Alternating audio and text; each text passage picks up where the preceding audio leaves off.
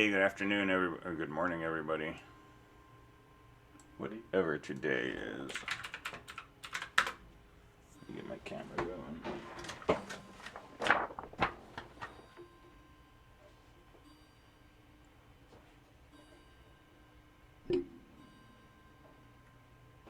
All right. Well, how is everyone today? Good. All five of us. Awesome.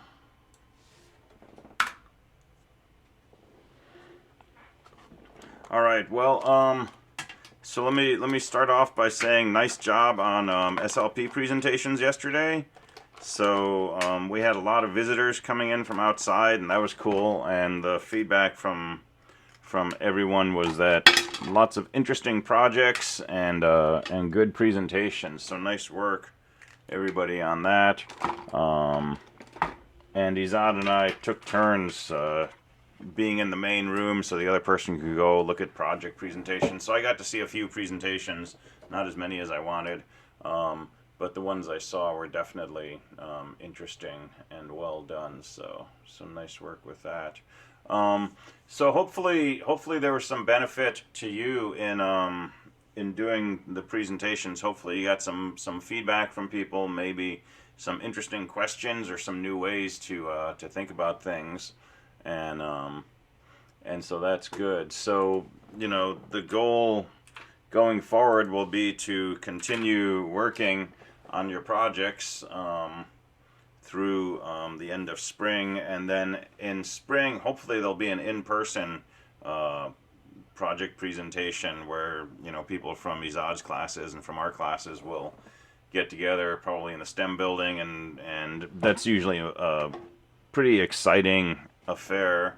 Lots of people coming in to look at projects and things like that, and the goal will be by that point you'll have something close to some kind of working prototype. Probably not a finished product in many cases, but moving in that direction for the next 3 months or so, and then have something to put in your portfolio as you move on from Clark. So yeah, go ahead. So is the SLP going to be carried into a university, or is it just Clark? It's just Clark. And when you get to a university, usually if you go like WSU or PSU, usually your senior year, you do what's called a capstone project. And a capstone project is similar idea to an SLP, but much more severe. I mean, with it's a full course that you need to pass to graduate, and it's usually done in partnership with industry, and so there's very formal reporting requirements and multiple deadlines where you meet with a project sponsor and you meet with the instructor and things like that. So this is kind of a warm up to that in some sense, and it's a pretty typical situation to do in university programs. So you'll get this experience again.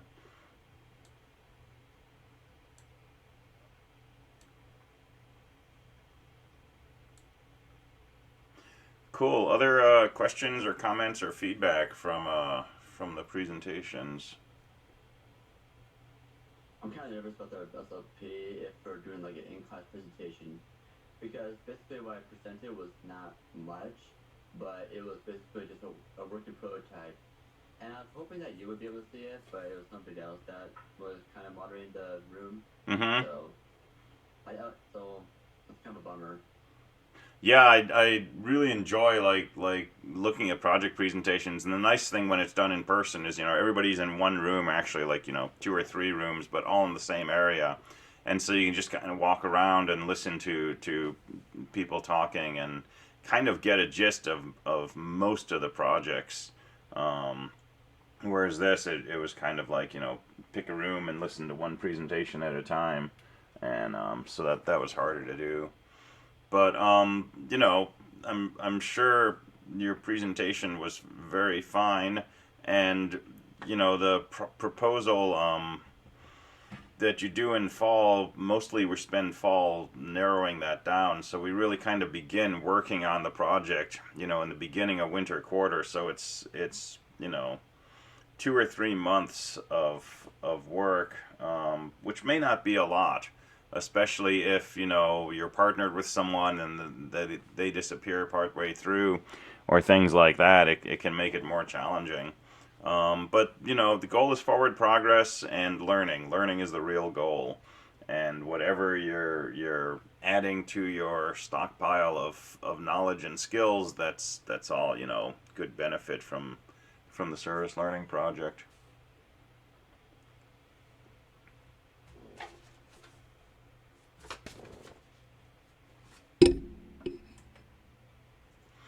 Any other comments, feedback, questions?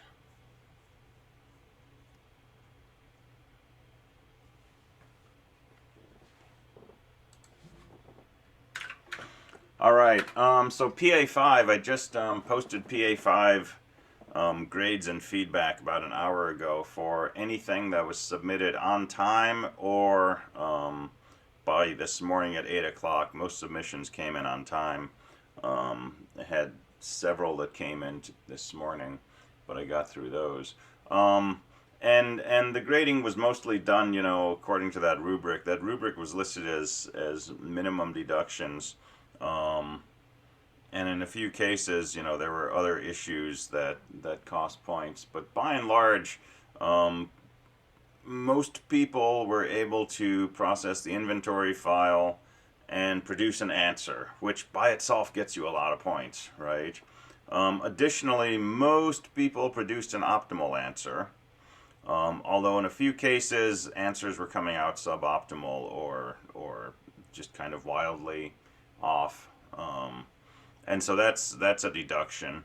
The second issue was the item count, and we knew up front that was an extra challenge, and some people made a good stab at that and couldn't get it to work, and so just took that code out and ran without it, and that's fine.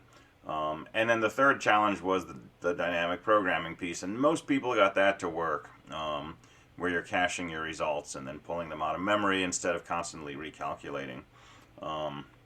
So those were kind of the three pieces, and those are typical for other problems of this type. I do want to make a little comment there that I really like that your idea was making it a valid flag for checking if the value is already calculated into a cache. Mm-hmm. Which I thought might, for me, I think I might use that for future projects because that's a very clever thing. Awesome. Yeah, that is something that you'll encounter again and again, and it's a generally useful concept to have flags like that. So yeah, that's good. That's good takeaway from the assignment.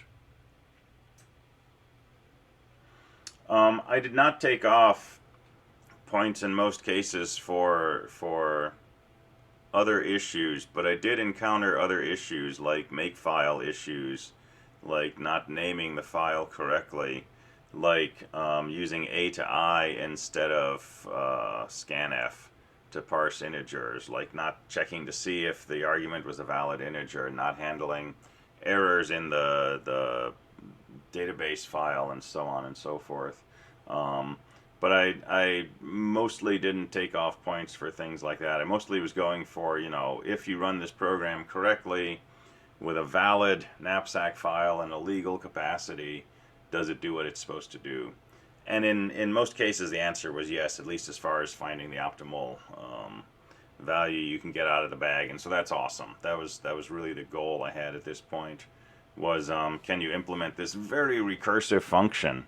And the recursion makes it hard to understand completely what's going on, and it makes it harder to debug. And so getting that to work is definitely a good accomplishment.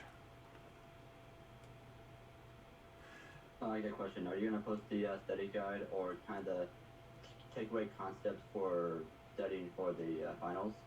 Yeah, we're going to go through that today, and I can post it on Canvas after we're done. I haven't put one together, but I've got one from before, and we can kind of go through that as a guide. And yeah, I'll stick that on Canvas afterwards. But the short answer is just study everything, and you should be in good shape. I don't even know what everything is. It's everything, you know. So I can't Google all things. Yeah, what if you Google like just a wild card? Does that actually work? That'd be crazy. Oh wow, no matches. I've never seen that. Symbol. That's a wild card sometimes. I like the little blue creature here though. There are lots of percents, but only like 3 million. All right. Well, let's talk a little bit about the final exam. So the exam is given according to Clark's final exam schedule. You can find the date and time on Canvas. I'm not going to quote it from memory because if I get it wrong, then everything goes haywire. But it's been posted on Canvas for a while. So you have to take the final exam during the scheduled final exam time. You don't get to pick when during the day you're going to take it. It's scheduled for a specific date and time. If you have extended time, an extended time allowance, simply take the extended time. Canvas will say your submission is late. Don't worry about it. Right? I've got a record of who has allowances and for how long, and I'll judge it late or not late accordingly. So don't worry about Canvas because Canvas doesn't know about these things. And it will be similar logistically to the midterm. It will be a PDF that you download from Canvas once the exam opens. You'll write up your answers on paper, submit those as a PDF by the deadline.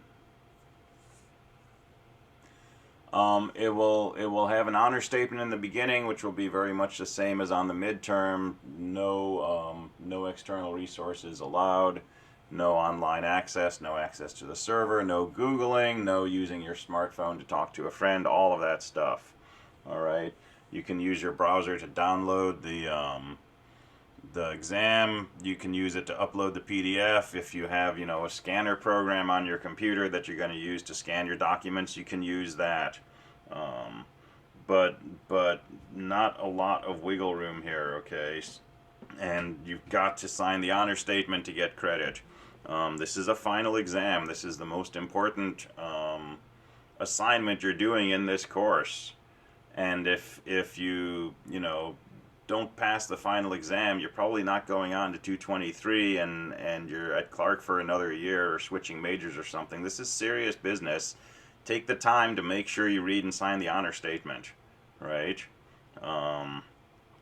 Because once you turn in your exam and once I start grading, the next day, I don't want to be trying to chase down students and say, hey, sign your honor statement and so on and so forth.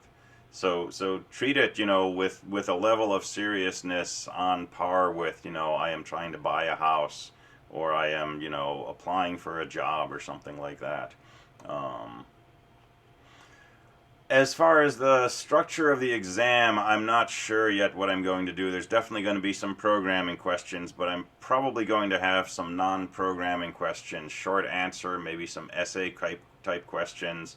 I'm not sure, but I'm really looking for ways for you to demonstrate your understanding of concepts. And writing code is not necessarily the best way to do that at this point. So you may see questions, explain why a sentinel node is used on a linked list, things like that. So it might be a different balance of questions from the midterm. It's a 2-hour exam, hour and 50 minutes, right? So we've got a little more time. But it's probably not just going to be a battery of programming questions. It may be short answer, multiple choice, fill in the blank, that kind of thing. But I don't know for sure. I haven't written it up yet.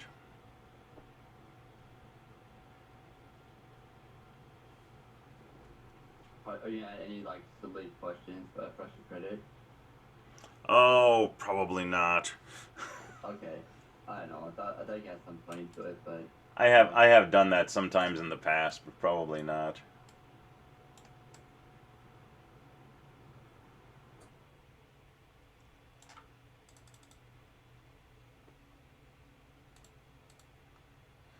All right. Let's see. So any topics you want to go over before we kind of go through a review? We've got, an hour and 45 minutes. You really don't want to listen to me just kind of babble about what we've been doing for the past 10 weeks. So if you got questions or specific topics or things you want to go over, or remaining questions on PA5 or whatever, let's talk about those first.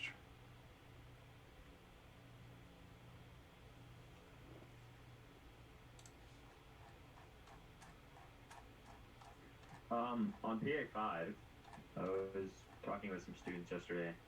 If you don't put an if statement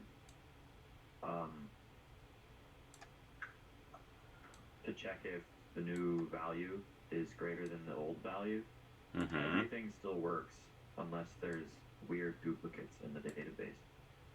If you don't put an if statement to check if the new value is bigger than the old value. In your maxval function. I'm pretty sure I can find counter examples to that. Yeah, so the counter examples that we found are if you have things in your databases that have the same value but different weights, then it breaks things. Right, but right. If you don't have the weird database problems, then it seems to work fine. Interesting. Okay. That might also depend on the order in which things appear in the database.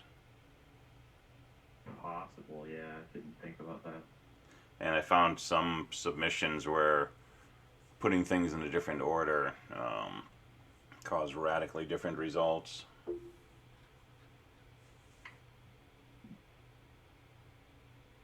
Interesting. Yeah. I'm just looking back at my notes and trying to figure out which one I need to ask questions on. Okay. I think I got a good understanding about a hash table. Understanding that like a hash table is like instead of referring to a string by a number, like an array number, it's referred by a key, right? So sorry, say that again? Basically, when we want to access a certain element in the array or the string in a array, if it's a hash array, it's basically same concept, but we are using a key like a name or string that refers to that piece of data. Correct. Basically, yeah. So I mean, the basic setup is, if we have a plain old array that we index with integers, you want element 3, you just come down here and say, give me element 3. If we want an associative array that we can index with, say a string, well, C doesn't support this natively, right? Bash does. C doesn't. We can't say, data bracket quote Nick. So what we do is we take the thing we want to use as an index and we put it through a hash function, and this returns an integer such as 3, and then we use that as an index into the array. And that's really the whole idea. It's just a level of indirection, right, where we use this thing to go from a string, say, to an integer. Okay. So in this case, if we're making a hash function, I don't know if you're not making a hash function in the finals, but I'm trying to at least understand I think I have a good understanding about it. It's just the whole setup can get a little confusing, and I might have to review it back in PA3 or 2. So, yeah, I'll have to review that in my PA3.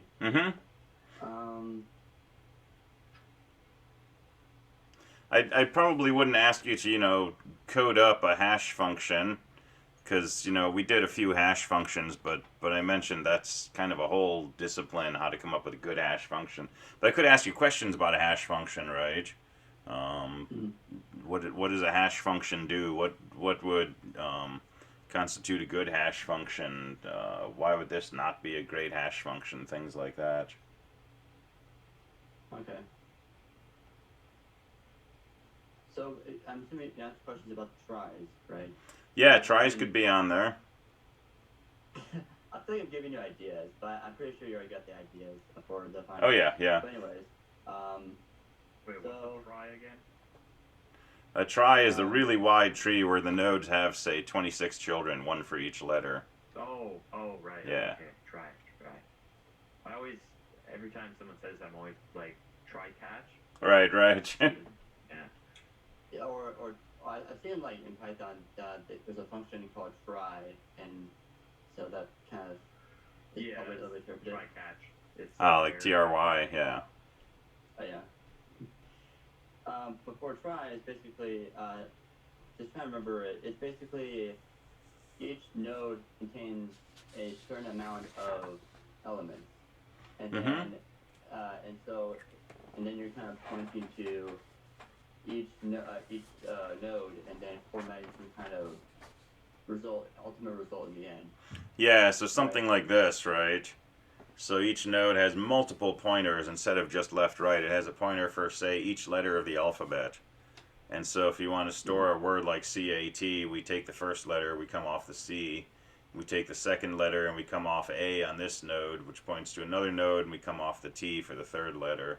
And then if we set the end of string bit, that means that the letters that we follow to get down to here, CAT, that's part of our try. And so our word is in there. I see. Yeah, it looks pretty easy to kind of draw out, because basically just connecting letters to each other, and then at the very last letter you put end of string. Mm-hmm.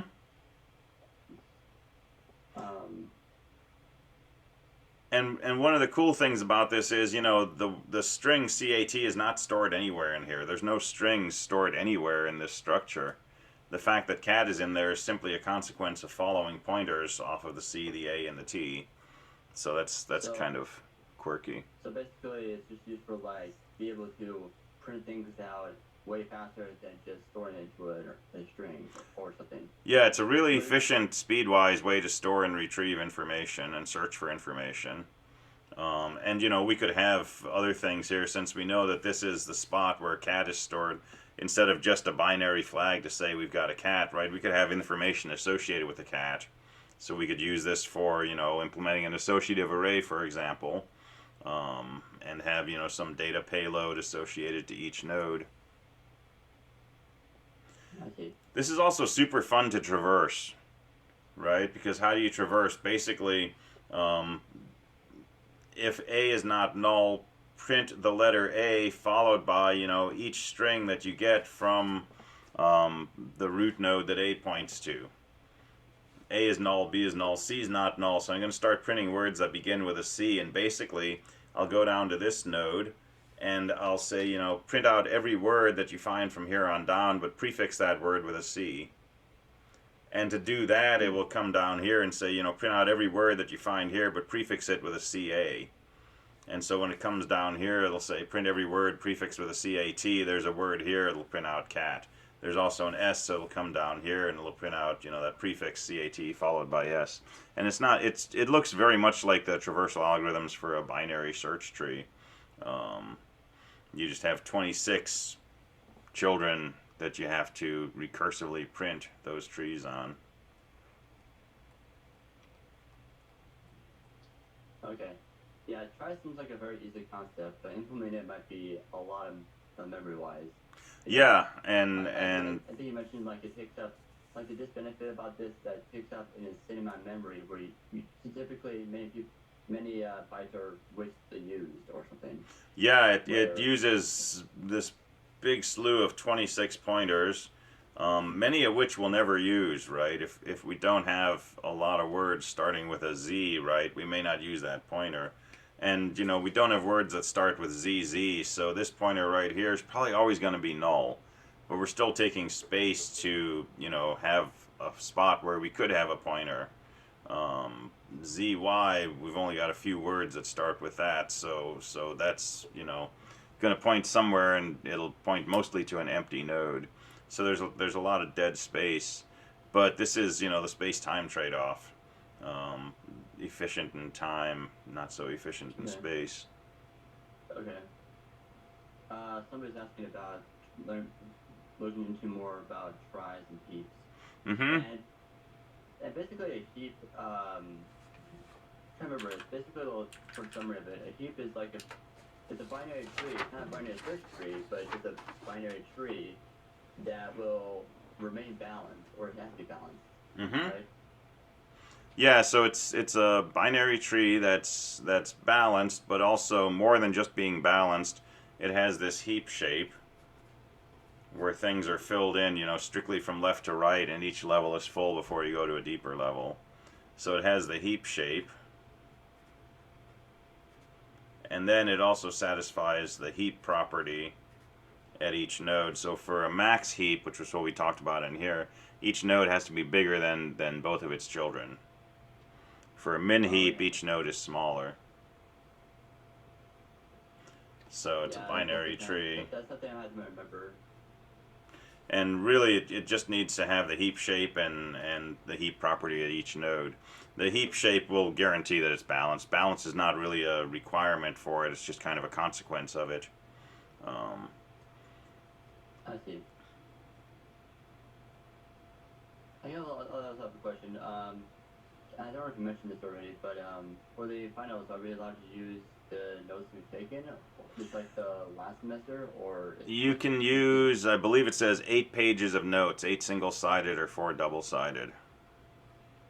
Okay. And I should double-check that just to make sure. But yeah, so you can use whatever notes you want, but that's it. So if you have sections of code that you want to use, transfer them to your notes so that they fit within that page budget.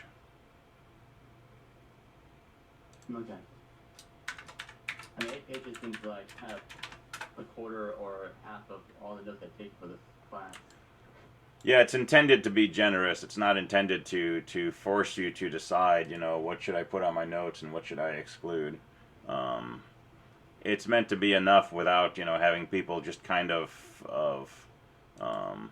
take the whole, textbook and every piece of paper they've written and staple it all together and start flipping through it. Check this out. You got 6 double-sided or 12 single-sided pages. So, very generous note allowance. So, I have more of that on my notes. Am I allowed to take a picture of, like take 12 pictures? Yeah, you can put in pictures, images. You could reduce your entire textbook to microfiche if you wanted, and use a magnifying glass. So I'm really not trying to severely limit the amount of notes people can use. But if I don't put some kind of limit on there and I don't require pages, then people could theoretically, take every data structures book that they can find and say, this is part of my notes. And then if I ask a question, there's a good chance you'll be able to find an example of it in a book somewhere and stuff like that. Mm-hmm. Plus, I'd be requiring people to print out, a 1,000-page textbook because I don't want them to use electronic resources, and that's a waste of trees and so on. So 12 pages single-sided. You can even go up to A4 size, which is, a little bigger than 8.5 by 11. So hopefully that's not an impediment. That's a fun example for a different CSE class, right? Oh, I picked that one out, but yeah, that should be the same thing on ours. But it says 10 to 11:50 for ours. Yeah, so let me... The 10 o'clock session, yeah.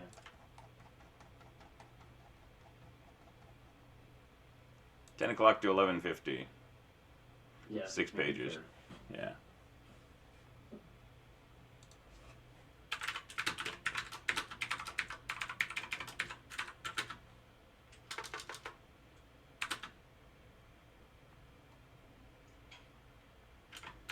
I do another question. I might as well just kind of ask all the questions I'm not sure about, right? Go for it. So we talked a lot about order n or order n squared, and I'm trying to if you give me some kind of algorithm and you ask me what order of operation this is, can you kind of give me some can you guys show me like why I guess a good example. I guess a good example is going back to some of the order operation examples you provided like a week ago. So I think it's about swords, right? Yeah. yeah, so I probably won't ask you to take an arbitrary algorithm and do that kind of analysis on it. But we've done that for other operations, and you should know it for the operations that we've talked about. But it's mostly a question of looking at largely how much looping you're doing, or how many times you're recursing. So if I have something like for I equals 1 to n, and I do some stuff, right? This function is going to execute this stuff n times, right? So if I double n, I'm going to double the number of times that I execute this stuff. So this is going to look like order n. It's going to be linear. If I have some other loop in here for j equals 1 to n, right? Well, now this stuff is going to happen n times because of this loop, and this loop itself will happen n times. And so this stuff in here will happen basically n squared times. So this is going to look like an order n squared operation. But that makes sense. if I was going from 1 to m, and the inside was going from 1 to n, this would look like an order m times n operation. Or if I actually had a loop coded which said for I equals 1 to log of n, then this inner loop would take n operations and it would be executed log n times. So that would be like an n log n. We don't usually code, a pair of loops like that, but that can be the effect of some of our algorithms where we're doing divide and conquer. Okay. But yeah, and you said earlier they're not gonna really kind of ask us about this on the exam. I'm not going to give you a set of code and say what's the order of complexity of this, because we haven't really talked a whole lot about how to do that, but we've kind of done a back of the envelope calculation on different algorithms we've been discussing. So searching a binary tree is order log n, right? Because you have to start from the root and potentially get all the way down to a leaf. And the amount of work is basically the height of the tree, which is the logarithm of the number of nodes. So that's an order log n operation. So I'd like you to be familiar with those orders of complexity that we've already talked about, and to have some understanding where those come from. Okay. Yeah, that's all I have for now. Okay. Other questions from other people? Specifics you want to go over?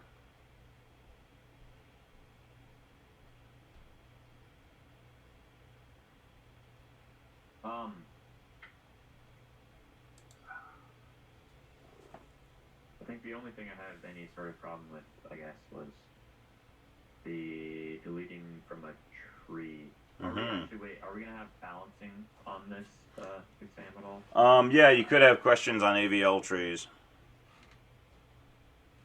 Bugger. Are we gonna have to write code to balance one? Oh, I could ask you to write a piece of code. Bugger. But if I did that, I would give you these pictures, right? And I could do something like give you a picture like this and ask you to do this rotation from here to here, right? So give yourself some variable names for these pieces and then make some assignment statements. Honestly, that would be such a pain to grade. I can't imagine doing that. If I want to know, can you go from an algorithm to a piece of code, I would probably give you something where there was less confusion about the algorithm. But I could give you a picture of a tree and say, something has been inserted, show me the balance factor at each node, and then do your necessary rotations to make the tree balanced. And I could ask you to do that on paper with a binary tree. Okay.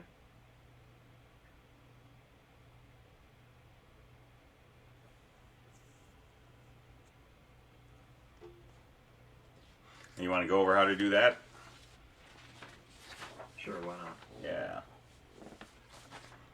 So let's start with a balanced tree.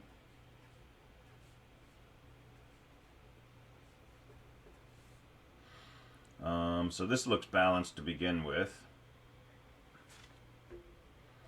And then if I add another node here, I think this is unbalanced. I would check before I gave you this question. So I might say, you know, show me the balance factor at each node. So remember, balance factor equals height of the left minus the height of the right.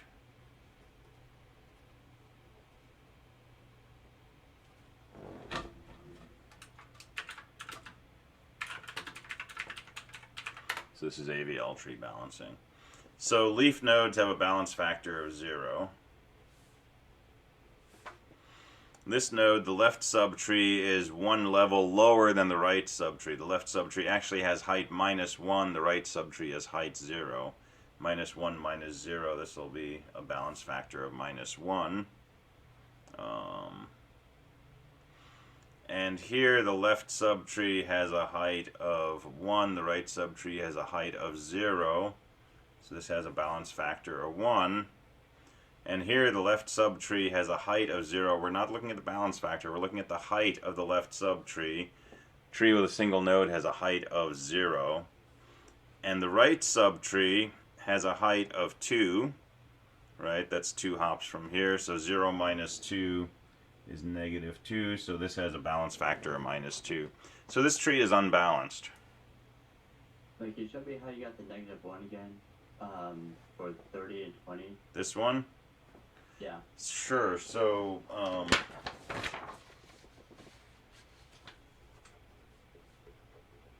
so here's a node right here, right? The left subtree is null, the right subtree is a single node. So what's the height of a null subtree? Or a null tree? -1. Yeah, so the height here is -1. What's the height of a tree with just a single root node? 0. So the balance factor is -1 minus 0, which is just -1. Okay. Yeah, that makes sense. And then same thing here, the left subtree is just a root node, that's a height of 0. The right subtree, the deepest node is here, it's a total of 2 hops from the root, so this tree has a height of 2, so 0 minus 2, that's the balance factor at the root.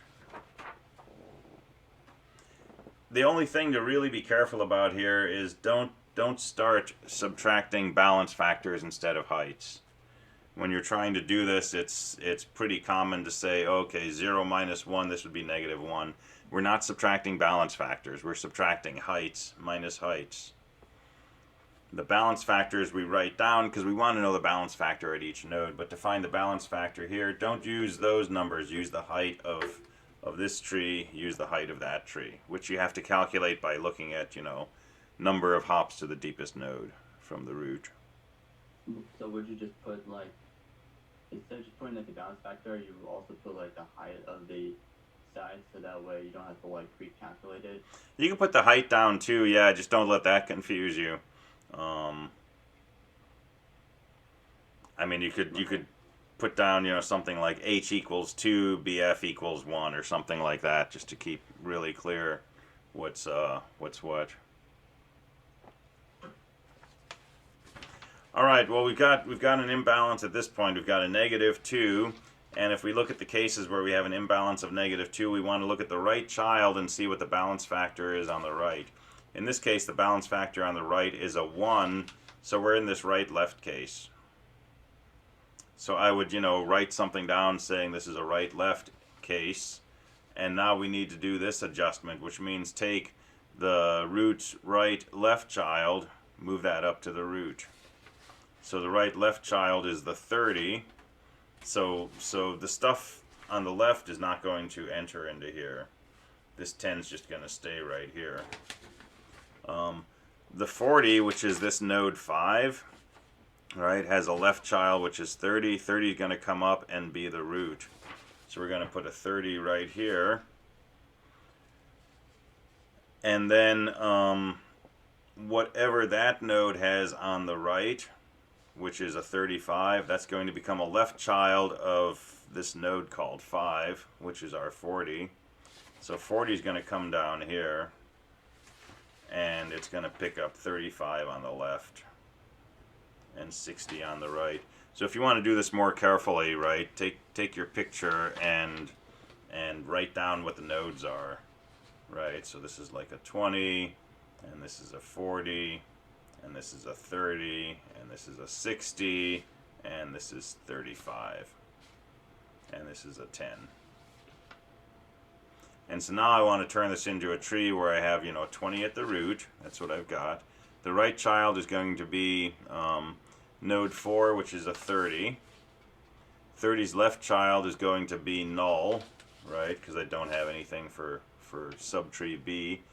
30's right child is going to be node 5, which is a 40. I've got that there. And then this node's children are going to be C on the left, D on the right. So 35 on the left, 60 on the right. So that's where those came from. So I changed it into this, which was, the right-left case. Changed it into here. I don't really need to recalculate balance factors. I don't really need to do any of this. I can go straight to this balanced case, but let's just get some practice. Balance factors of 0 at leaf nodes. Height of the left and right subtrees are 0, so this has a balance factor of 0. But here, left subtree is null. That's a height of -1. Right subtree has 1 hop. That's a height of 1. -1, -1, that's -2. So here's our imbalance. And this is the right case. -2 and child has a factor of -1 or 0. That's this case right here.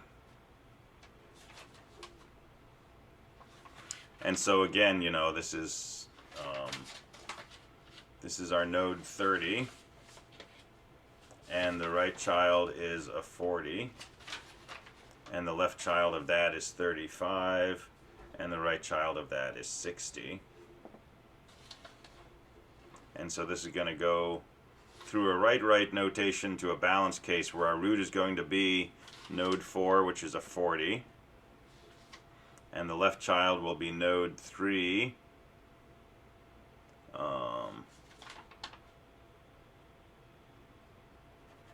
I messed up. Right child will be node 4, which is a 40. Okay, that was right. Left child will be node 3, which was a 30. Right child will be node 5, which is a 60. And then the 35, which is B, that'll be the right of node 3. So there's our 35. And then the stuff above here is unchanged. So this is a 20, and this is a 10. That doesn't look right.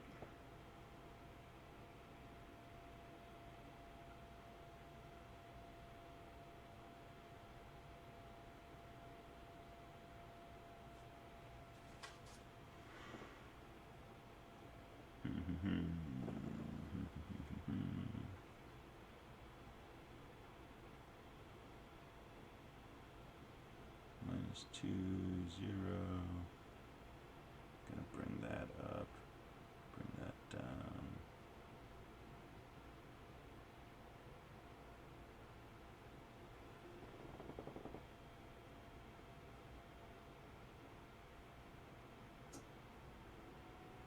Is 40 supposed to be the new root node? It's the new root node of this tree that we were balancing, but the 20 stays up there. So this has a balance factor of 0. This has a balance factor of -1. This is 0. This has a balance factor of 1. This has a balance factor of 0. This, the left subtree, has a height of 0. The right subtree, yeah, this is still unbalanced. Interesting.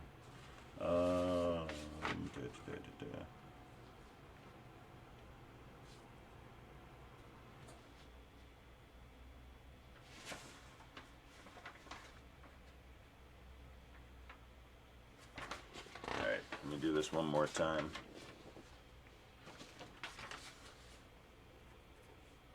So 20, 10, 40, 30, 60, 35. Alright, this is a 0, this is a -1, this is a 0, this is a 1, this is a 0, this is a -2. So we're in a right-left case. Node 3 is a 20, node 5 is a 40, node 4 is a 30, subtree D is a 60, subtree C is a 35, subtree A is a 10. So do a right-left adjustment. This should change into the following tree with node 3 at the root, which is a 20. That's still a 10. And then node 4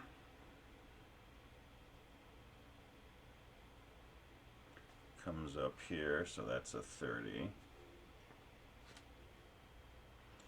Left subtree is B. Hey, I got a question. What happens to the what happens to that 40 after the 30 goes up? This 40? Well, yeah, well, I'm looking at the 40 in your right-left case on your diagram. Right, so the 40 is the node with a balance factor of 1. That's node 5. That's going to come down and be the right child of node 4, which was the left child of 40. So that's going to be a right child of 30. Oh, so it kind of like clockwise rotates kind of idea, right? Mm-hmm. Right. Okay. And then left subchild is going to be C, which is 35. And right child is going to be D, which is 60. So I believe that's the correct right-left rotation.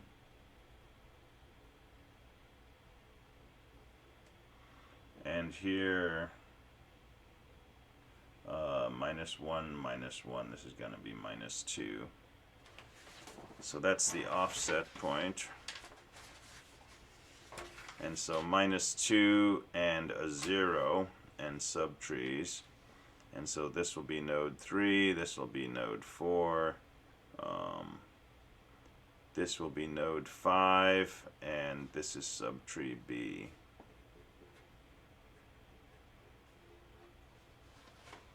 And so that changes into node 4, node 3 on the left, node 5 on the right, and then subtree B hanging off of here.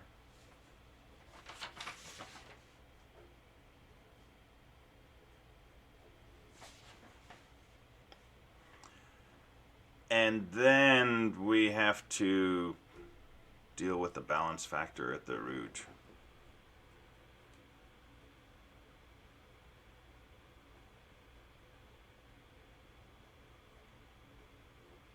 So this has a height of 0, this has a height of 2, so this is a -2. And so we're going to have to do a rotation to patch up this point also. So another right-left case and then another right-right case. So if I give you a question like this on the exam, I won't make it recursive. It'll be a single adjustment that gets you back to a balanced tree. I'm assuming we're allowed to use that diagram there for the exam? Yeah, I'll give you this on the exam. If I give you a tree balancing question, I'll include this as part of the question. Oh, okay. I thought I could print one out. I could print it out for like, you know, CSE222A for reusing this idea. Mm-hmm. Yeah, but I don't want you to take a whole page of notes just for this. Okay.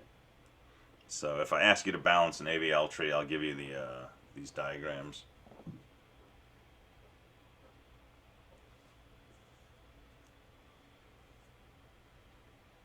But again, be on the lookout for conceptual questions about AVL trees and balancing. Why is it preferable to have a balanced tree versus an unbalanced tree? right? What are the reasons we'd want a tree to be balanced at all? Why do we want it to be balanced, actually? Yeah, it's a good question. I think I know the answer to that one. Go for it. It's because it just makes it easier to, for one, it's just, I think it's better to organize it, and also it's better to search. Yeah, it's a performance issue. Okay. Because our search, our delete, our insert algorithms are bound by how far we have to move from the root to get to, typically a leaf node. And that's, basically the height of the tree. And so if we can minimize the height, we can minimize the search time, the insert time, and so on. Well, how do we minimize the height? By trying to keep the tree balanced. And a tree that's unbalanced will typically, be higher than it needs to be. Here's 5 nodes. We could store 5 nodes in a tree with this height, right? 2 hops from the root to the deepest, as opposed to 1, 2, 3, 4 hops.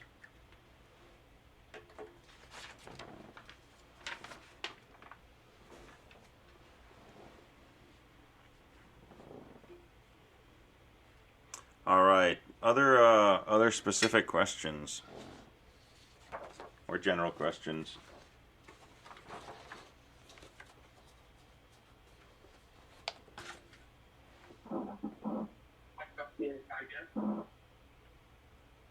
Say again.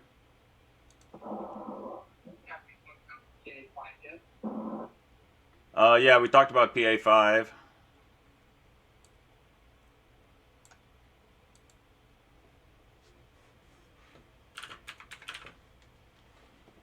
And I posted grades and feedback for PA5 for anything that was submitted by 8 this morning.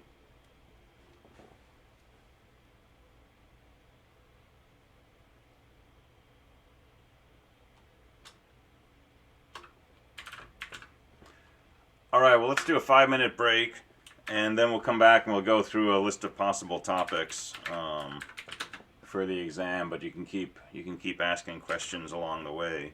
But let's take 5 minutes first. And we'll come back at 10:58.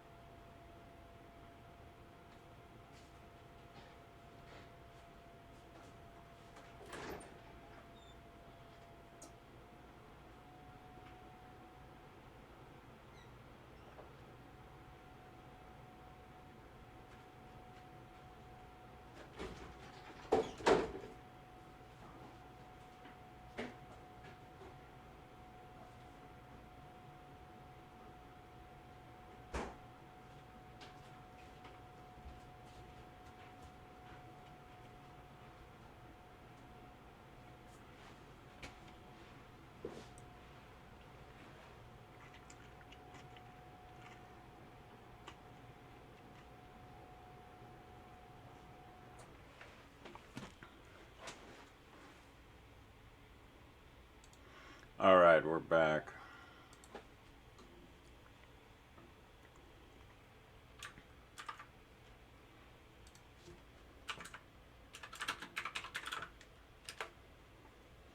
Well, let's run through a list of possible topics. So this is a working document, so we'll go through and edit this if there's things on here that are missing or that shouldn't be on here. But just kind of a hit list of what we've been doing the past 10 weeks. So obviously structures, right?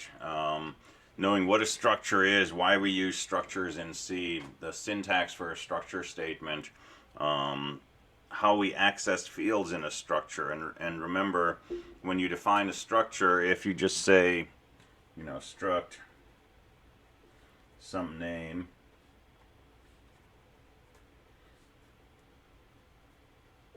type 1 field 1, type 2 field 2, and so on.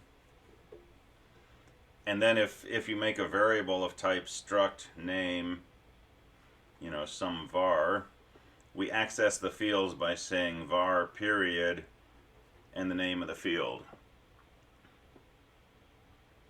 But if we have a struct name and we have a pointer to that structure, we access the fields by saying pointer arrow and the name of the field.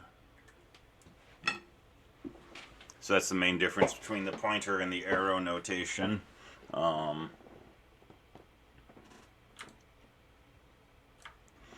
And so if we declare something to be a pointer to a structure, typically we have to allocate memory for it, and we do that with a malloc statement.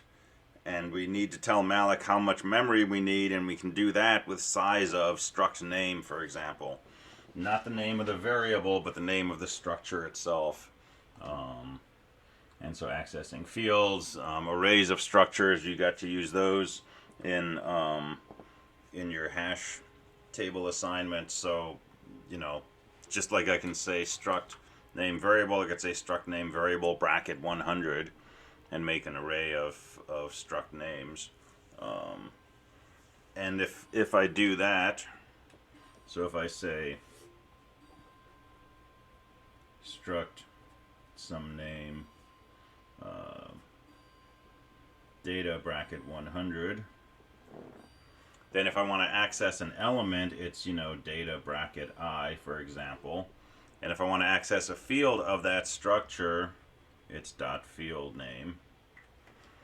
And so most people did this a lot in PA5, so this should be pretty recent experience. So you know, details, mechanics, motivations for structures. Linked lists. So this was the beginning of our programming assignments. So what is a linked list? Why do we use linked lists, right? We use them because they have advantages over arrays for putting things into the middle of our list, or removing things from the middle of our list. We usually put a sentinel node in the beginning so that we don't have to deal with an empty list as being null. It gives us a handle that's always present for a list. But it's not required. We can make a linked list without a sentinel, but it's a convenience to have this one kind of placeholder node that's always sitting in front of the first actual data node. So we know how to search a list, right? Start at the beginning with the first node and just move through until you find your node or you run out of nodes. Traversing, start at the first node, and as you move through, print out, you know, the data or do whatever you want to do as you traverse the list. Inserting, start at the first node, move down the list until you get to where you want to insert, and then adjust your pointers accordingly and squeeze a new node in. Deleting, start at the beginning, move down the list from node to node until you get to the node you want to remove, and adjust your pointers accordingly. So lists are always the same basic modality. We start with the first data node, the thing the sentinel points to if there's a sentinel, and we follow the links from one node to another until we you know, get to where we want to do something, and then we do it.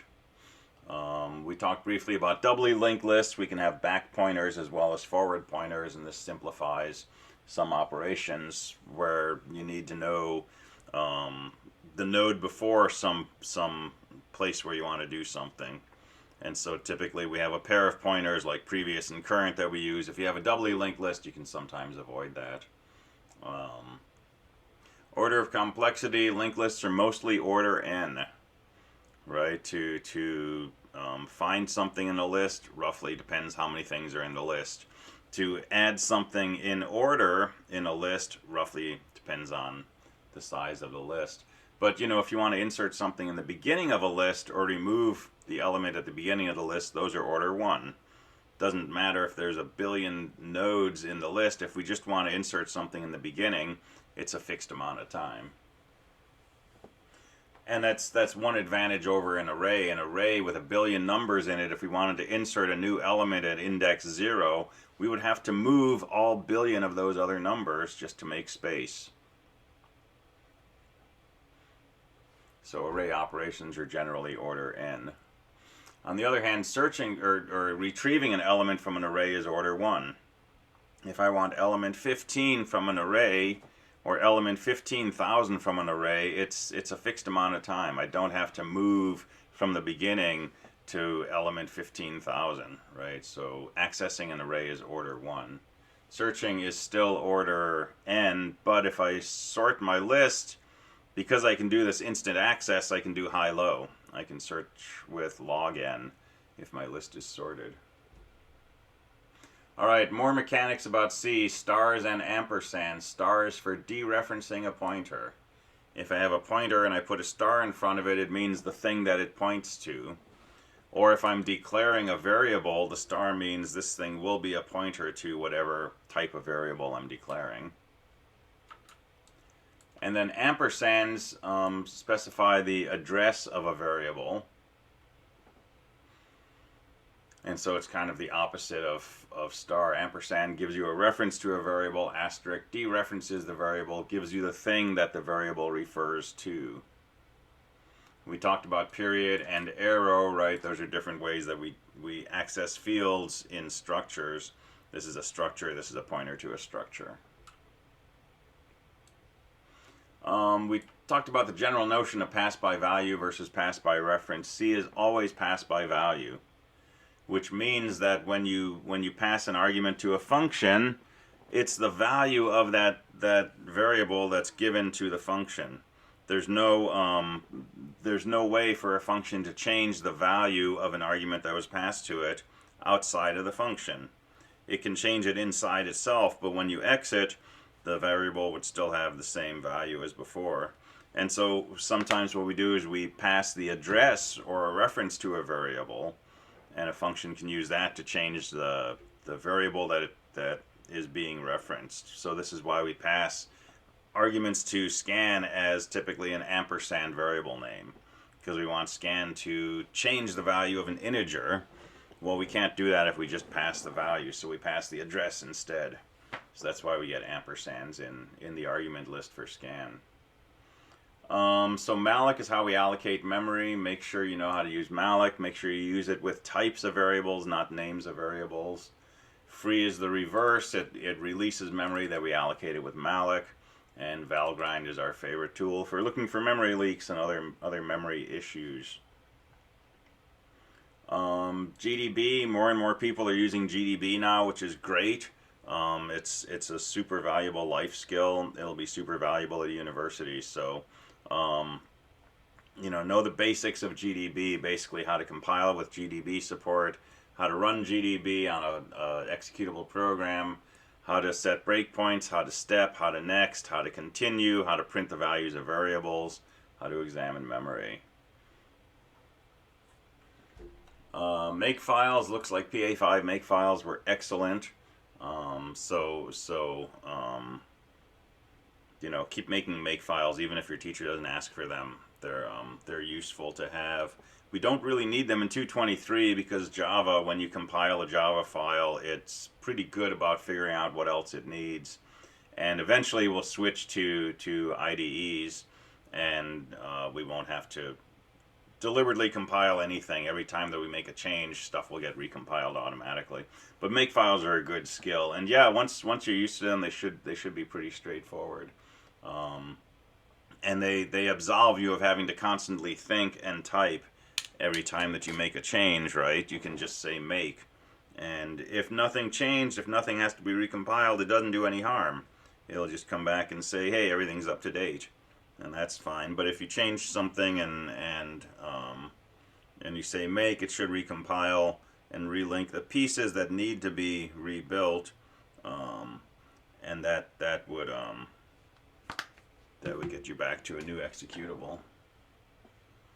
And you'll encounter make files, forever. Anytime that you download software from another site and you want to build it from source code, typically you'll use a make file.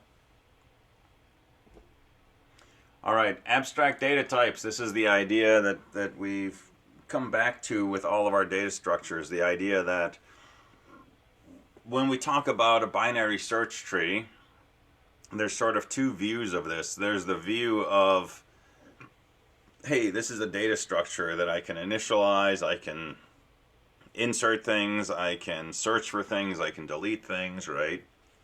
That's treating this thing as just, a data structure that does your bidding for you. And then there's the view of how does that data structure do what I'm asking it to do? How does it delete? Oh, it recursively searches for the node, and then it takes the largest value in the left subtree and replaces the root with that, right? That's an implementation detail, right? I'm going to have a struct node with a left child and a right child and a data field, and I'm going to do these things, right? Those are implementation issues. From the abstract point of view, a tree is none of that stuff. From an abstract point of view, a linked list is not a sentinel node. It's not a struct node with a next or a back pointer or things like that. It's a collection of data that I can insert into, I can remove from, I can search, I can initialize.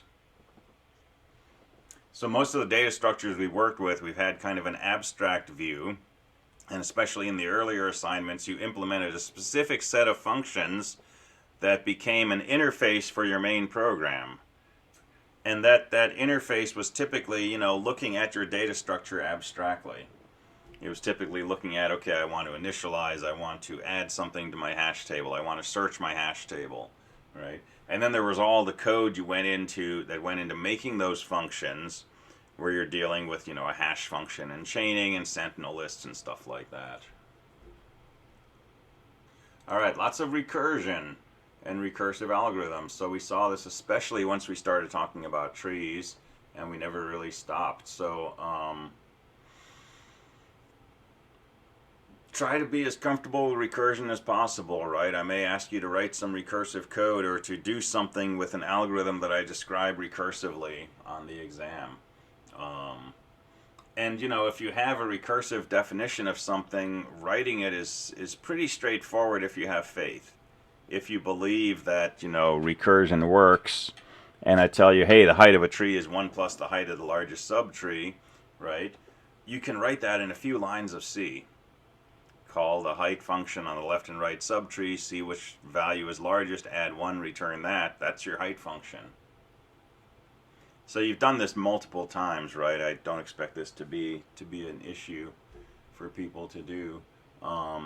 But think back to some of the earlier recursive functions that we came up with. Height is a really good one. Tree balance is another good one. And we'll talk more about trees in a minute. So stacks and queues, right? So stacks have push and pop operations. A stack can overflow if you put too many things on it. It will underflow if you try to pop from an empty stack. And there's different ways to implement stacks. Two particular ways are with an array, where we have a stack pointer that's an index into the array, or we can implement it with a list, which you did in your programming assignment. And stacks are LIFOs, last in, first out. So the first thing you insert to a stack will be the last thing that gets popped. Queues are almost exactly the same, except they're first in, first out. They're FIFOs. And so we usually think of insert and remove. A queue can be full, a queue can be empty. And we can implement queues with arrays or with a linked list. With arrays, it's a little trickier because we need a pair of pointers. We need to know the head and the tail. Head is where you remove, tail is where you insert. If we implement a queue with a linked list, which was your programming assignment, then it's a little easier. You basically insert at one end of the list, remove from the other end of the list. All right, hashes we talked about a little bit earlier, but basic idea is, to have something like an associative array. So have some kind of array-like structure that we can index with things other than integers. So here's our array, and here's a field, and I can access this with, say, a string. And to see array, we can't, say data bracket quote hello. So we take our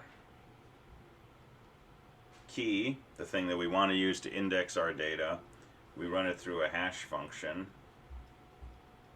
whose whole purpose is to take a string and give you back an index to this array. So plain old integer. If this goes from 0 to n, it'll give you an integer from 0 to n, and that will be the location in the array where we store whatever data we want to store. So the hash function is a way to let us take something like a string and access elements of an array. And it's the go-between that turns the string into an integer. So that's how hash functions get used. We talked a little bit about different hash functions. We did some examples, but some way to take something like a string and turn it into an integer in a way that will have good behavior. Good behavior meaning we don't want everything to hash to, just one of these two values. We want to distribute where our keys get hashed throughout the array.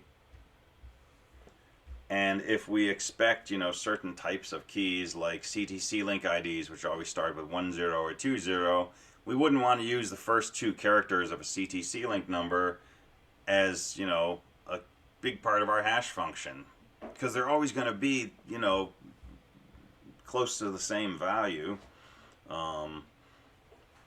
So you pick your hash function to try to distribute your keys throughout the array.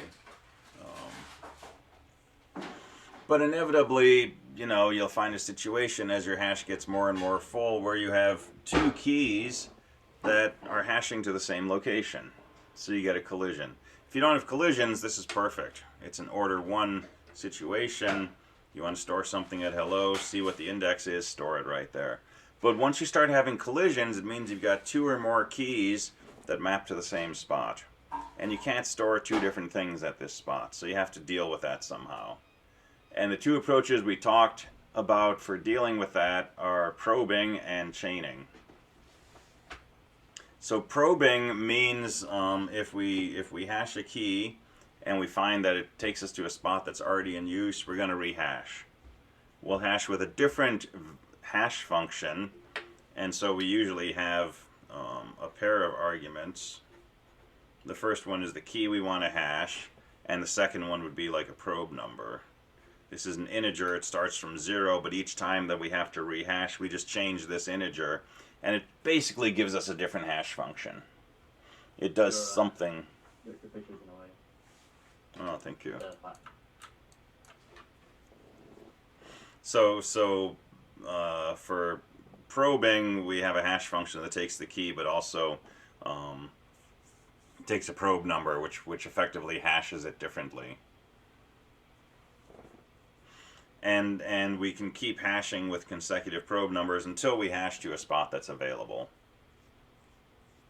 And there's pros and cons of doing that, right? It's pretty straightforward to do. We're still just using an array to store all of our information, but we might have to try multiple hash functions to find a spot to store. And it complicates things like searching, because if we search for a string and we don't find it, we may have to rehash and see if it's stored somewhere else. And it definitely complicates deleting, because if we delete something, we need to know that there used to be something there that might have caused a collision. So another approach to dealing with hash collisions is chaining, and this is what we did in our programming assignment. And chaining, basically, we take each node of our list and we just use it as a pointer to a linked list. And then if multiple keys hash to the same location in our array, they just get stored in that linked list. An equivalent way to visualize that is a hash table with chaining is really just a collection of linked lists. But the hash function lets us know which linked list we should work with. So if you have a set of data and you split it into 1,000 linked lists, your lists are going to be smaller than if you just had one big long linked list. And if you've only got 10,000 pieces of data, chances are, most lists are no longer than 10 elements. And searching a list of length 10, not a big deal. 10 operations. But searching a linked list of length 10,000, that might be, way too expensive for us. That's going to take 1,000 times as long. So the hash table with chaining basically lets us know which of a collection of linked lists to look in.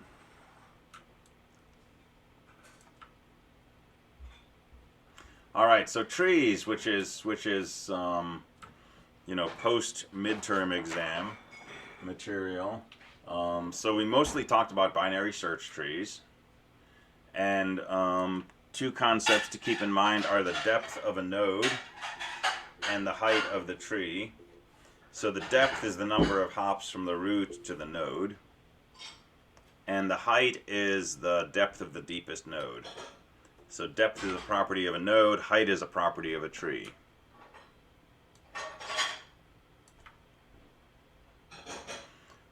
Balance, remember the definition for balance. So for a tree to be balanced, the left subtree has to be balanced, the right subtree has to be balanced, and the left and right subtrees have to have heights within one of each other. So you coded this in a programming assignment, so you should be familiar with that balance definition. And the notion of balance intuitively is that the tree is nice and full at the upper levels before we go too deep.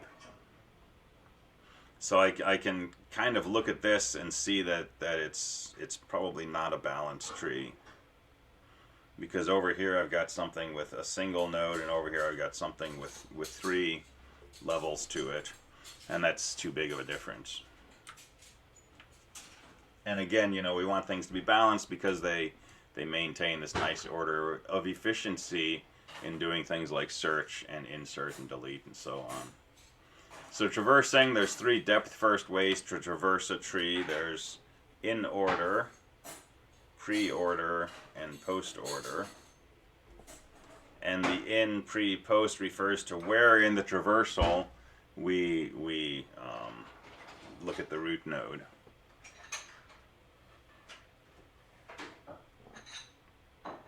And those are depth-first traversals. There's also a breadth-first, which we can implement with a queue, and a breadth-first would basically, visit this node, and then visit the nodes at the second level, and then visit the nodes at the third level, and keep moving down. But it most quickly moves from left to right, and then slowly moves from top to bottom. And we looked at implementing that with a queue. And it's a dual to implementing traversal with a stack, which is our depth first, which are these 3 traversal orders. Searching and inserting, we can do that iteratively. If we want to insert something into a tree, we can start at the root, move to the right or the left until we get to where the data we're inserting should be, and then we can just tack it on there. If we want to search for something, we can just search to the right or the left by comparing to the root and either find the node or, run out of nodes. But we can also code these things recursively, and that's the version that we use in our assignments. And so, how do you search for something? If it's equal to the root, it's found. If it's smaller than the root, search the left subtree. If it's bigger than the root, search the right subtree. And if the tree is null, it's not found. So search, add, all of these things have recursive algorithms that are usually, about 4 lines of code. Deletion is the big bugaboo. And so deleting the recursive behavior is the same as it ever was. If I want to delete a node from this tree, compare it to the root. If the node I'm deleting is bigger than the root, just delete the node from this subtree. So that's a recursive call. But unlike all of the other algorithms, once you get to a tree where you want to delete the root, we have to do some actual work. And the actual work we do in our assignment was we found the largest thing to the left of the root, and we turned that into the new root of the tree. And there's some details to deal with when you do that, but that's the effect of it, is find the largest thing on the left, use that as the new root. We could equivalently find the smallest thing on the right and use that as the new root. And so both of those will preserve the search order of the nodes in the tree.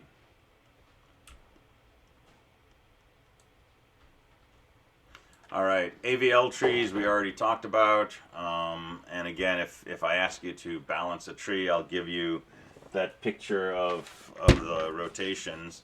But so these pictures. But I could ask you to calculate balance factors at different nodes. And I could ask you, to describe if this is imbalanced and what the type of imbalance is, and maybe to perform a rotation. I probably won't ask you to write code to do that, but I might ask you to do it on paper. Tries we talked about earlier, so you should know the basic concept, which is, having a structure with very wide nodes. So this kind of thing, set of pointers, one for each letter typically. And basic concepts, right? How would you insert something into a try? How do you search for something in a try? Those kinds of things. And, general concepts. How does this compare speed-wise to other structures? How does it compare memory-wise to other structures? And so on. All right, dynamic programming. So this was PA5. Dynamic programming kicks in when we have two things going on. One is a very recursive algorithm, so something that repeatedly calls itself on, ideally simpler cases. So we want to figure out how to pack a knapsack that holds 20 pounds. Well, tell me how to pack a knapsack that holds 18 and 17 and 15 pounds, and then I'll answer your question, right? That's basically this repeated substructure nature of these questions. So we use recursion to solve those smaller questions, and then we combine the answers from those to get the answer to the original question. How do you pack a bag that holds 20 pounds? But for some of these algorithms, like the knapsack problem, rod cutting, and so on, we end up doing the same calculations again and again. And this ends up taking a really long time, so we would use a cache, a structure in memory that lets us save our calculations. So that, if I say, okay, tell me how much I can put in an 18-pound bag, once you calculate that once, you're never going to calculate it again. If someone else asks you how much can you put in an 18-pound bag, you're just going to look it up in memory. And so that's going to make these algorithms efficient. Do we need to know how to malloc for a struct? Yeah, definitely. So malloc for a struct, if you're pointing to a struct or anything else, you need to allocate memory, use a malloc statement. All right, and again, PA5, some people did not get the caching part working, the dynamic programming part that speeds it up. But the general structure for doing dynamic programming is, here's a recursive function called blah, right? It takes an argument n, and it does some stuff, and it does some recursing, and it does some stuff, and eventually it returns, an answer. Right? So that's the general form of all our recursive programs. They're called blah, they take an argument, they do some recursing, they return an answer. Right? So if we picture our program like this, to add dynamic programming, we do two things. Right? So up in the very beginning we say, if we've saved blah of n, return it. So we'll have, depending on the nature of n, for example, with our knapsack, n was always a number between 0 and 1024. And so we made an array of 1024 integers or whatever this is supposed to return. And when we're asked to calculate, knapsack of n, we say, have we already done that? And if we have, we just return the value that we saved. Otherwise, we do everything that we did before. We don't change anything in here. We go ahead, we do our recursions, our loops, our ifs, our magic pixie dust, whatever, right? But at the very end, before we return, we save answer in our cache. And then in the future, if somebody calls blah with n, we'll look and say, did we already save this? Yeah, we did. And we'll just return the value that we saved. So adding dynamic programming to one of these algorithms, it's one thing in the beginning, one thing at the end. You may need some other things to make that happen. You may need to do some initialization or things like that. But that's the basic restructuring of your algorithm. It's just one step in the beginning to look for a saved value, one step at the end to save a value. And the rest is the same. For dynamic programming and PA5, typically to store both the value and the items that reflect that value? Yeah, if your function is returning, a structure, then you need to save the structure, you need to save the structure, you need to return the structure. So if you were doing PA5 and trying to return the maximum value and the item count, all of that information needs to get saved in each location in your cache. So it depends what the goal of your function is. But yeah, for PA5, if you were doing the whole shebang, then you need to save the item count as well as the max value in the cache.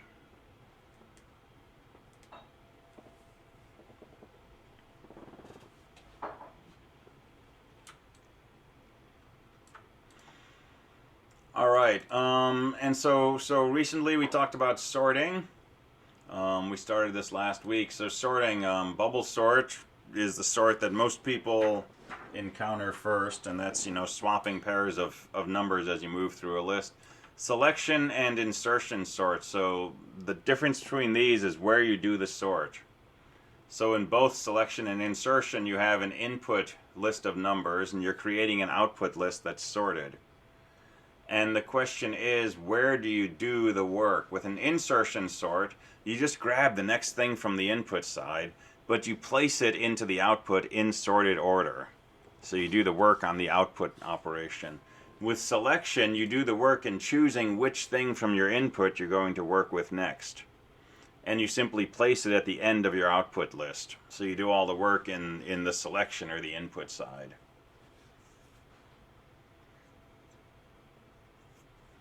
And these are all order n squared on average.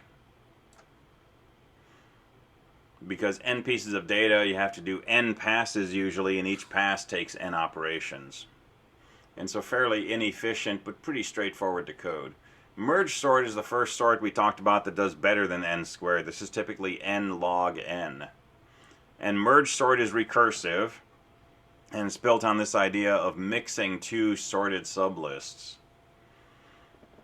And so if you take your original list and you split it in half and sort each of those, then you can mix them together in order n.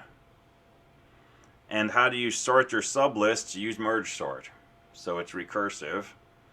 And the base case is if your list only has one number in it, it's already sorted. You don't have to do anything recursive there. So merge sort takes your data, splits it in half, recursively sorts each half, and then interleaves those sorted piles to get the final sorted output.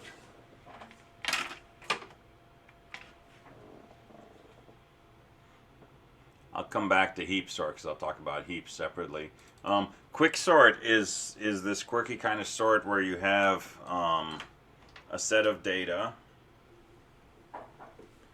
and we have a pivot, which we typically make the last thing, and then we have a pair of pointers, and we start moving from the left until we get to something bigger than the pivot, and then we start moving from the right until we get to something smaller than the pivot, and then we swap these two numbers.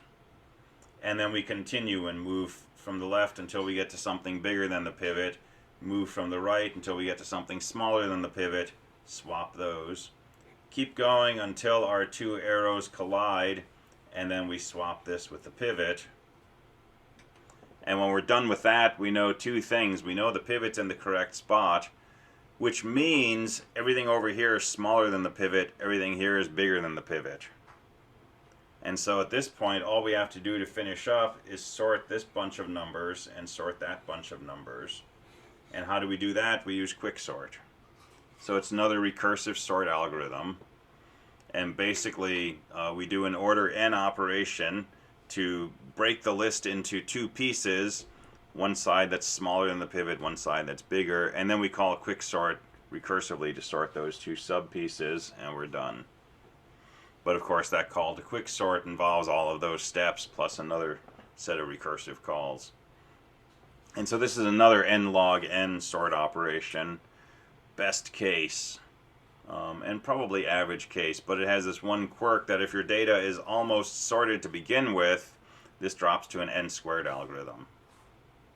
Because depending on the sort data, we may or may not split the list in half when we move the pivot to the right spot. If the pivot's already pretty close to where it belongs, we're going to have a lopsided split.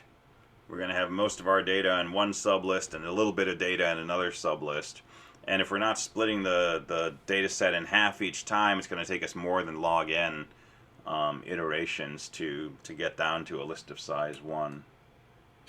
So quicksort, sometimes we randomize our data before we begin sorting.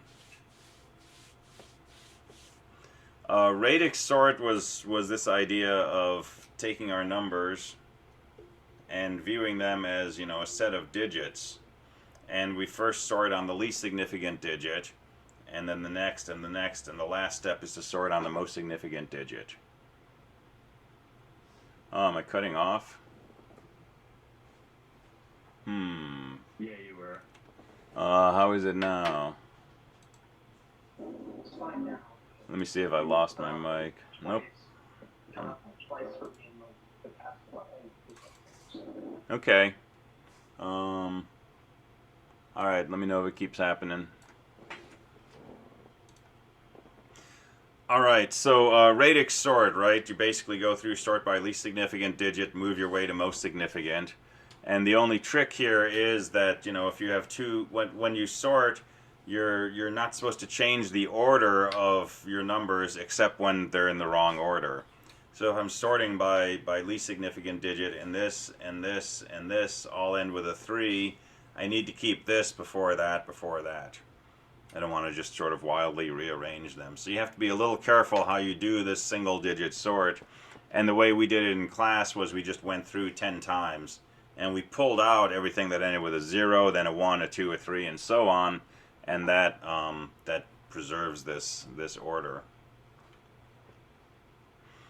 And this arguably comes out to be something like order n.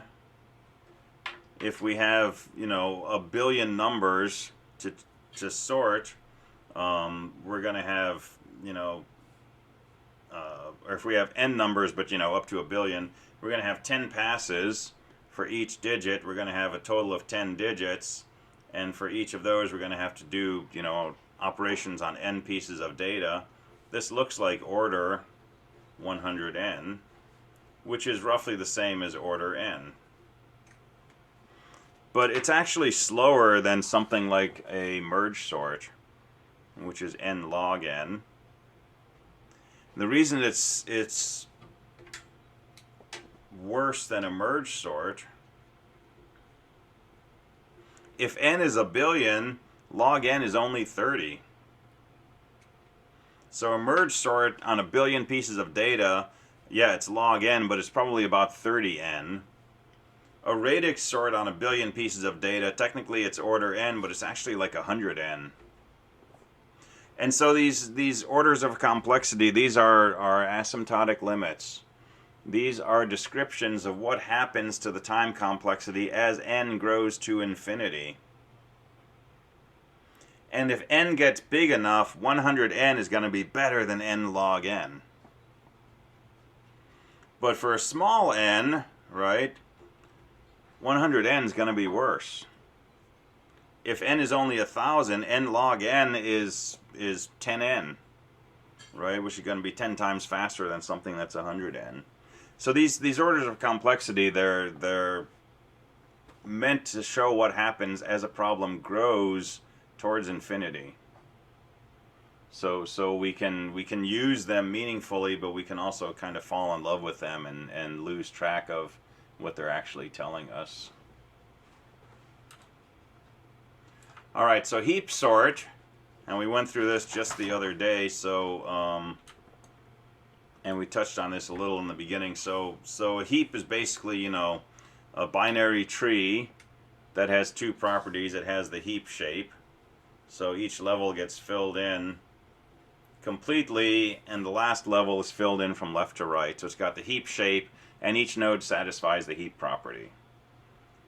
So for a min heap, each node is smaller than its children. For a max heap, each node is bigger than its children. And so we did a max heap in class the other day. I did a min heap in the other section. So if you want to see a min heap lecture, you can watch the other section's video. But the behavior is exactly the same, right? When you want to insert, you basically insert into the only place you can that will preserve the heap shape. So if I want to insert one thing to this heap, it's got to go here. If I want to insert another thing, it's going to have to go here. Right? If I put it over here, it wouldn't be a heap shape anymore. So you insert by adding to the leftmost position on the lowest level, and then you upheap. Which means, you know, see if the parent satisfies the heap property. If not, swap the parent with the appropriate child, and then see if that node's parent satisfies the heap property. So keep working your way up. And then to remove, we remove from the root, that's going to be, you know, the largest or smallest, depending what kind of heap. Replace this with the last node in the heap, and then down heap. So down heap, see if it satisfies the heap property. If not, swap with the appropriate child, and then down heap from that child. And appropriate property means, you know, does it satisfy the max heap property or the min heap property, depending on what kind of heap we're using. If it's a min heap, the smallest thing is at the root. If you want the largest thing, you can't do that with a min heap. The largest thing could be anywhere in this structure. If you want to get the largest things out of a heap, use a max heap. And then there's no way to tell where the minimum thing is. Could you remind me what the heap property is, please? The heap property, so for a min heap, the heap property is that each node should be smaller than both of its children. For a max heap, the node should be bigger than both of its children. So for a max heap,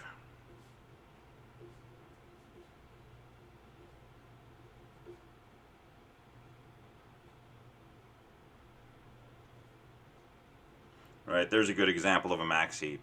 Each node is bigger than both of its children.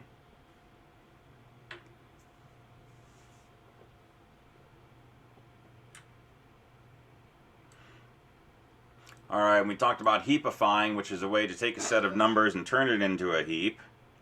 And there's a special way to do that, which is just write your numbers down in the shape of a heap. And then, beginning with the last thing in the heap, start moving through, right? So go in this order from right to left and slowly go up to higher levels. And at each point, down heap. So at each point, right, see if the node satisfies the heap property, and if not, swap with the appropriate child and down heap. And heapifying an array turns out to be order n instead of n log n. The reason being that, you know, half our data, we don't have to do any work. They're leaf nodes, we don't have to down heap. They're going to satisfy the heap property.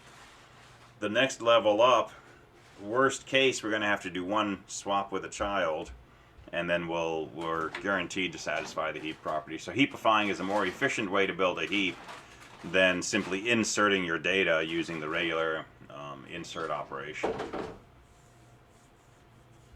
And then the last thing we talked about was implementing a heap with an array, and the idea that by doing index arithmetic, we can move from parent to child, we can move from child to parent, we can find the root node, we can find the last node in the heap, and it's all simple index operations.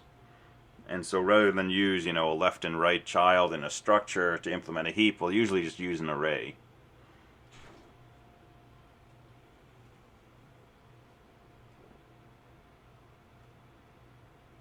Alright, things you should be prepared to do. Write code to manipulate a structure, work with pointers, dereference variables, malloc space, free space, etc., etc. So definitely some coding. Probably some analysis of code. Possibly asking you to modify some code. So change something in it or add something to it. Definitely working with recursive code. And then specific data structures, so links, linked lists, trees, tries, hashes, stacks, queues, things like that. So being able to understand how they work, writing snippets of code to manipulate them, analyzing code that manipulates them, possibly manipulating these structures on paper, maybe writing pieces of code that do something like, delete this node from this tree. Show me 3 C statements that would do that. Some of the concepts, GDB, Valgrind, makefiles, and so on and so forth. The basic types of sorts that we talked about. Performing operations on a tree or a trie or balanced trees, AVL trees, hashes, heaps, etc. And again, there'll be some coding questions, but I may do more non-coding questions. I still haven't decided, but I may do more short answer or fill in the blank or explain this or describe that or things along those lines.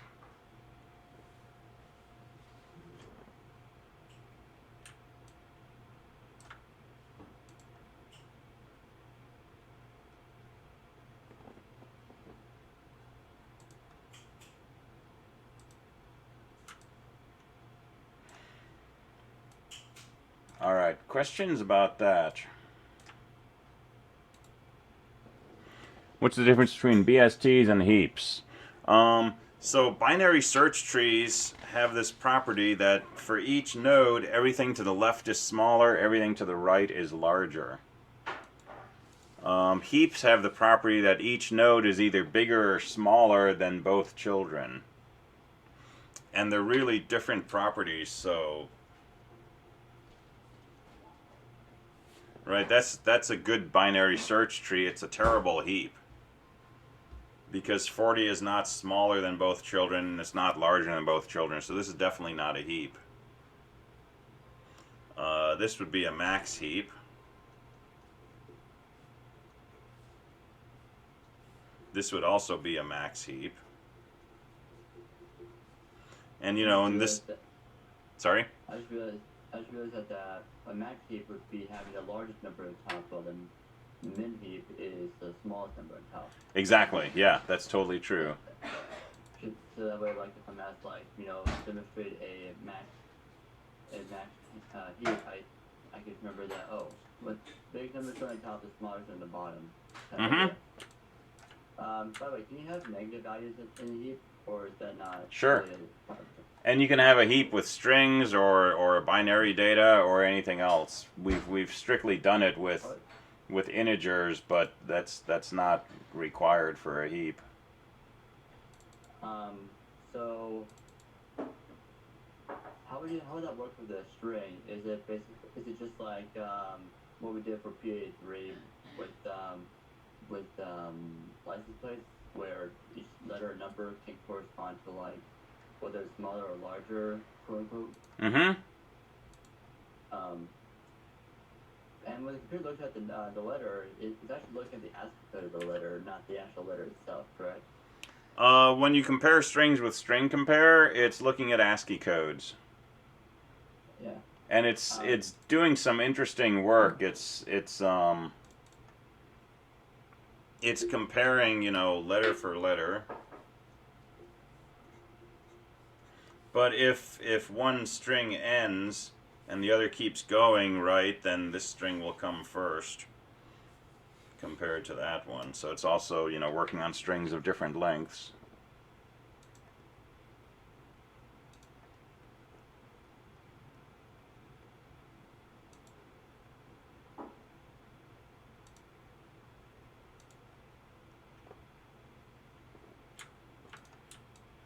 Alright, so on Canvas there's a final exam study guide, which is just the PDF version of that page we just went through. And it's not necessarily all inclusive, but that's the stuff that occurs to me right now. So that should be most of it, if not all.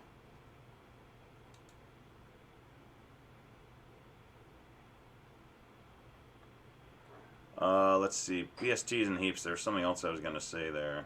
Oh, the other thing is that, you know, heaps have to have a heap shape, so, you know, this is a perfectly fine binary search tree.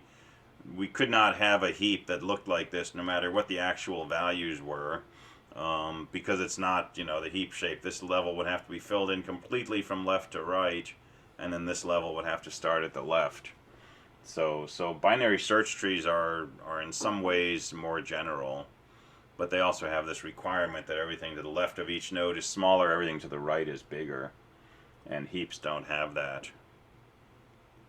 Right here we've got something smaller to the left, and here we've got something, you know, smaller to the right, and that's not a BST, but it is a heap.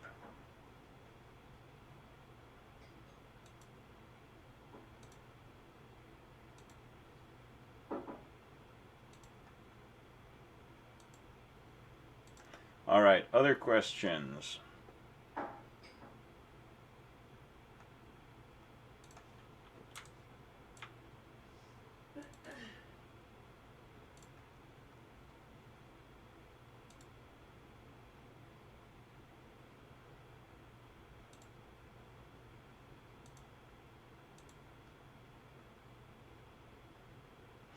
All right, well, I'm fine letting you out a few minutes early on the last class.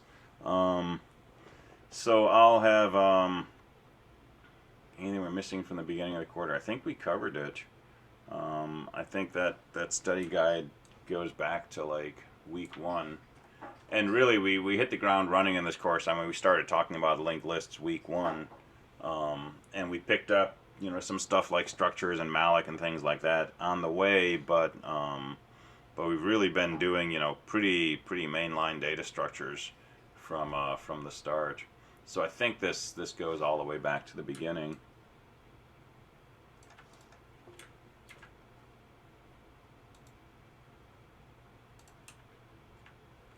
All right. Well, so I'll have office hours tomorrow morning, and Friday. And if you've got questions, you can catch me in there. Otherwise, if I don't see you in CSE215, I will see you Monday for your exam. Again, I recommend being on Zoom so that I can let you know corrections, because I always make mistakes with the final exam because it's usually longer. So, you know, hop in Zoom. I'll keep things quiet unless I have to announce something. I would like to do a programming assignment for heaps sometimes. I'm not going to do it for extra credit, but I'd like to do that sometime. I'll probably do that next year, because everybody should code up heaps at some point. All right, cool. Well, have a good one then, and I will catch everybody later, and thank you for the quarter. Thank you. No, no. You and Yeah, thank you. Yeah. All right, have a good one. How long is it supposed to be, the final? Hour and 50 minutes.